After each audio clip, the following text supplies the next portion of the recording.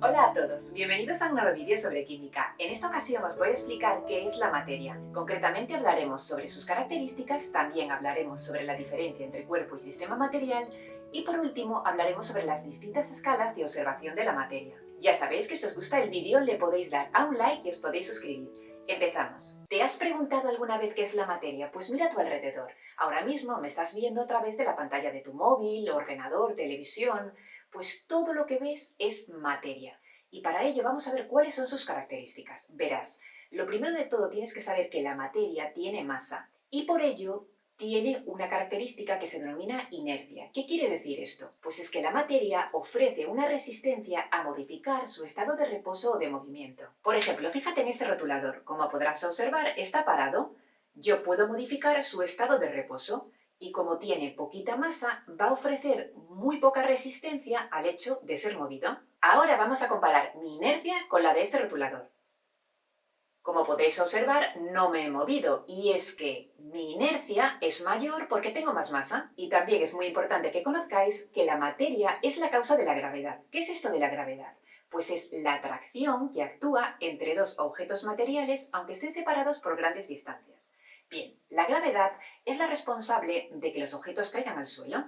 Fijaros. También es la responsable de que los planetas giren alrededor del Sol. Imaginaros que este es el Sol, ¿vale? Y esto es un planeta.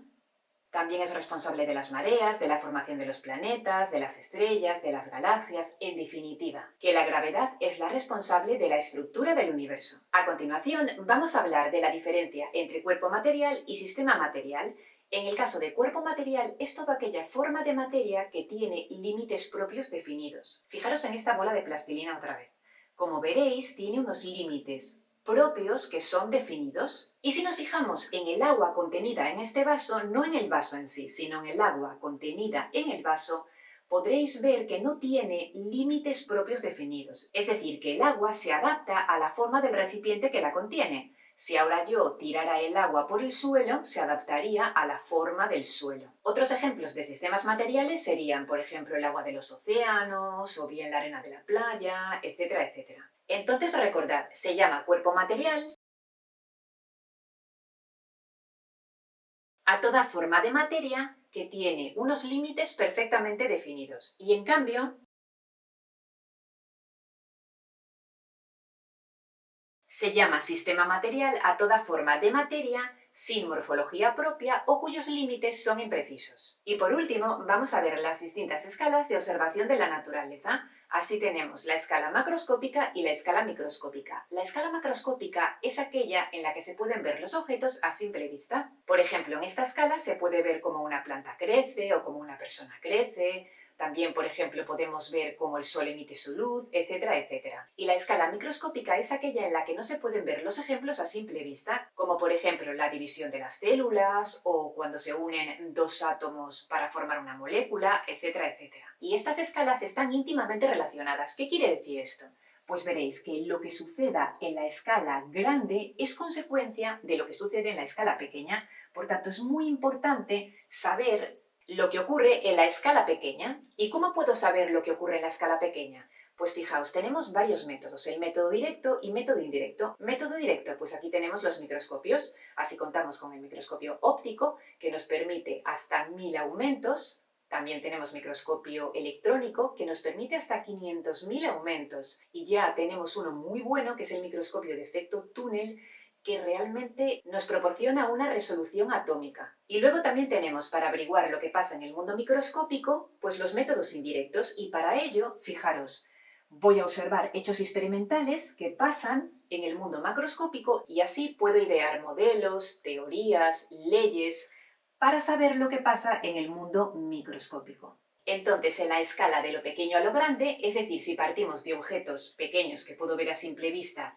hasta objetos muy grandes, como por ejemplo planetas, estrellas, galaxias, pues parece que el universo se abre ante nosotros. En cambio, si vamos al contrario, de cosas que puedo ver a simple vista, sí, hasta cosas que no puedo ver a simple vista, como por ejemplo las células, las moléculas, los átomos, pues parece que la gama se cierra en lugar de abrirse. Sin embargo, y por incomprensible que parezca, más allá de lo pequeño, vamos a encontrar, al analizar la materia, unas cifras casi tan astronómicas como en las galaxias. Mirad, dentro de la escala grande me voy a fijar ahora en el tamaño de una estrella. Y aproximadamente tiene un diámetro de 10 elevado a 13 metros. ¿Qué quiere decir esto de 10 elevado a 13?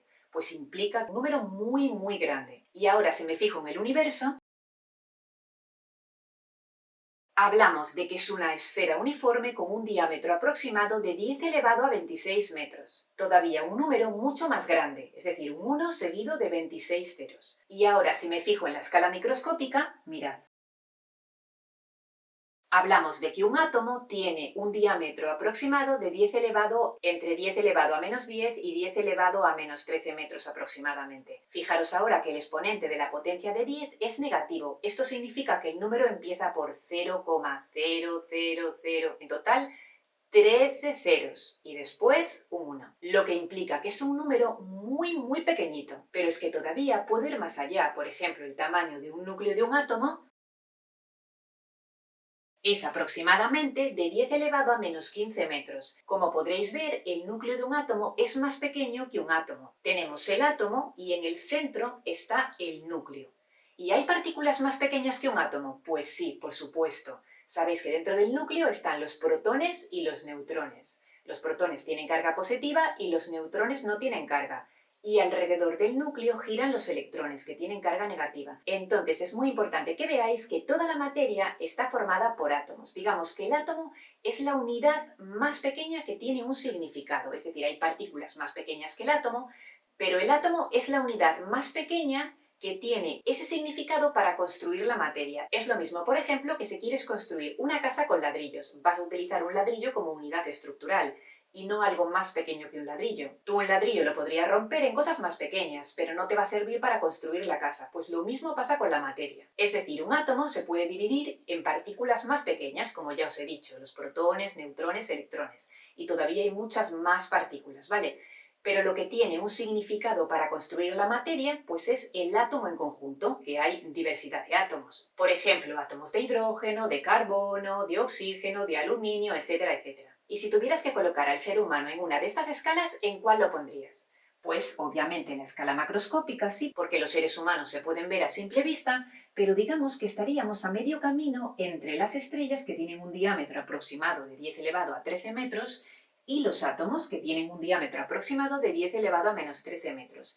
Por eso se dice que estamos a medio camino, ¿vale?, entre los átomos y las estrellas. Entonces, si nos comparamos con una estrella, somos irrisoriamente minúsculos. Y en cambio, si nos comparamos con un átomo, somos un universo. Por eso es muy importante que sepáis comparar objetos que se encuentren en las dos escalas, y para ello es muy necesario el empleo de la notación científica, porque estamos trabajando con cifras muy grandes en el caso de la escala macroscópica, y en cambio en la escala microscópica estamos trabajando con cifras muy pequeñitas. Y además vamos a comparar diferentes objetos que están tanto en el mundo macroscópico como en el mundo microscópico a través del denominado orden de magnitud. Y hasta aquí este vídeo sobre qué es la materia. Resumiendo, recordad que todo lo que veis está formado por átomos. Los átomos no son las partículas más pequeñas que existen, pero sí es la unidad más pequeña que tiene un significado. Las partículas más pequeñas serían los quarks y los leptones. Un electrón, por ejemplo, es un leptón. Y los quarks son los que forman los protones y los neutrones. Espero que hayáis entendido todo lo que he explicado. Ya sabéis que podéis preguntarme cualquier duda y nos vemos en el siguiente vídeo.